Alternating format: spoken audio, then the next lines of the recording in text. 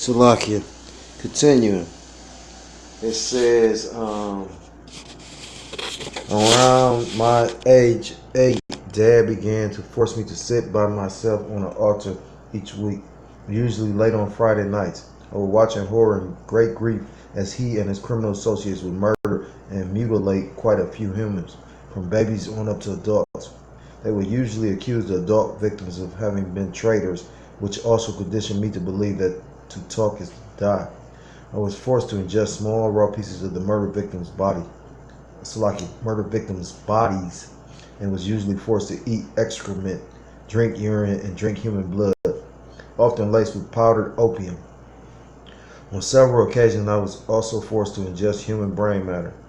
According to Sullivan, her father was a confidant of CIA super spook James Jesus Angelton, who also programmed her.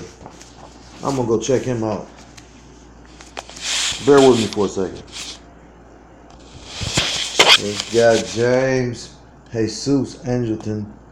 Yeah, so he Issachar or something, or he Ephraim.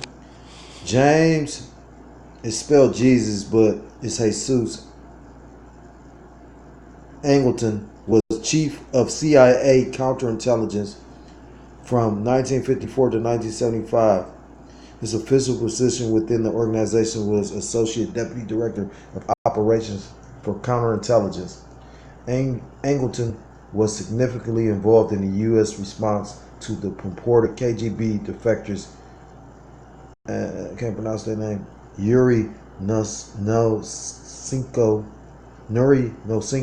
and Anatoly Goliskin.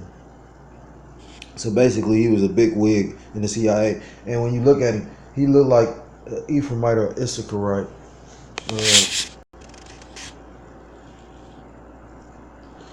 Continuing, it says,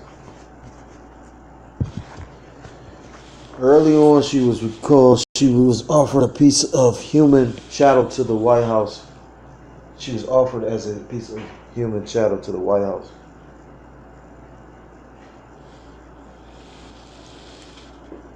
Usually referred to by her programmers as 1600 Pennsylvania Avenue,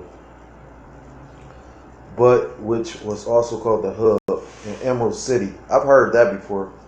The president, she says, was referred to as Oz or God, and she was conditioned to return to the White House like a homing pigeon. Another of her programs was a mysterious Dr. Black, aka Dr. Schwartz, a tall man with curly black hair who spoke German fluently and whose primarily interest in research seemed to be the study of aspects of aggression. She calls Dr. Black a major figure in her childhood and remembers that his office was a black train car. Whether it actually traveled on railroad tracks, she does not remember. Bear with me for a second. This is the book of Psalms, chapter 37, verse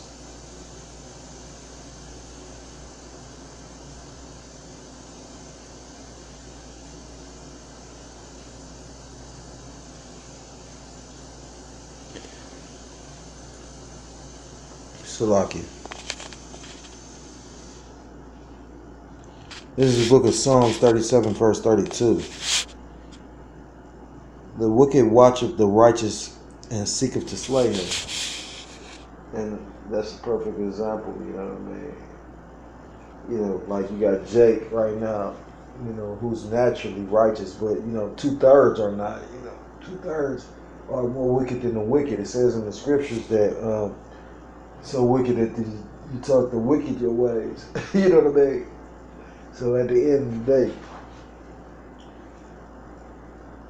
yeah, I mean, 2/3 wanted to be destroyed, but you know, the Jake that's in their right mind and subscribe to the truth, they're trying to come back to their heritage.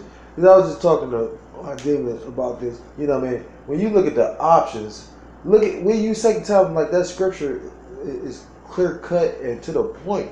You know, this Edomite is coming up with all kind of ways to kill you. You know what I'm saying? Like they got you used to this A and they cutting it left and right.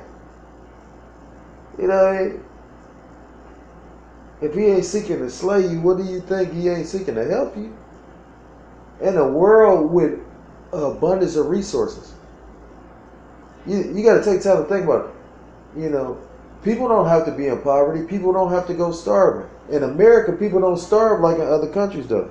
But you shall. You will. Salakia. Continuing, it says, Sullivan claims that one of her mind controllers was Henry Kissinger, of whom she says, I still love Henry Kissinger, even though I should be absolutely furious at him. I haven't found that anger yet. She states that Kissinger was one of the few controllers who did not rape her, and was a very lonely man, an absolute genius, and in a lot of pain and fog somewhere.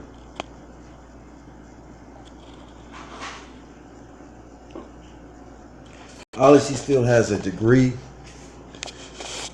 of respect for him because he was honest about being a bastard.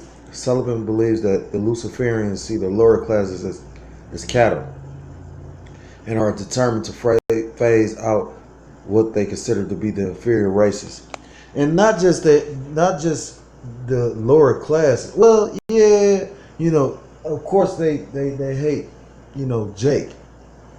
That's you Negroes, Latinos, and Native and Seminole Indians, but they also hate their own kind. You know, and they like when you go into history and figure out, you know, basically why they even came up with this. You know, you're white and you're black. You know, just so they didn't have, so they could appease the poor. But it's a scripture. Bear with me for a second. It's a scripture that talks about how they gonna seek to please the poor. Bear with me for a second. I believe this is scriptures in Job 20:10. His children should seek to please the poor, and his hands shall restore their goods. But at the end of the day, you know, riches profit you nothing in the day of destruction. You know, at the end of the day, that's not going to appease some people. You know what I'm saying? Because at the end of the day, it's saying in the scriptures that what's that? The Apocrypha says about how you know, 7 things a man loves, and to see the fall of his enemy is one such thing. To see his children, roughly paraphrasing, but you know, to see the fall of his enemy, you know, is more pleasing than the riches that are worth nothing. I was just listening to the elder from Dallas speak on that. He said, you know, basically everybody has been bamboozled with this debt note, because that's all it is.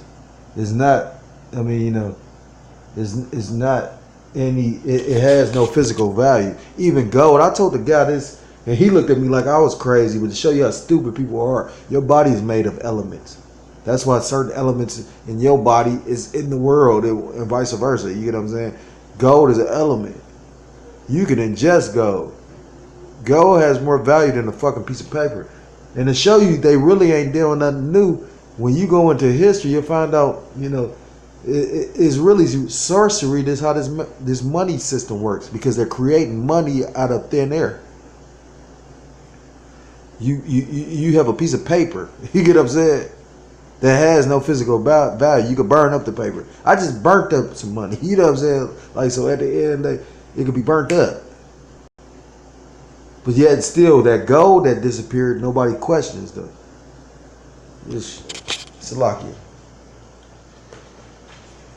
I've been sipping on a little yayan, so if, you know, I'm, you know, a little bit everywhere, all over the place, Lord forgive me, and Akim and Akwat forgive me, because, you know, I don't want to digress. You know, the lessons supposed to be edifying. That's why I bring out the lessons out of these books, because some of this is fascinating. You know, I don't know what we gonna do when they, you know, do these different, you know, basically how they about to structure YouTube. But, you know, Lord willing, we will sustain and survive, you know.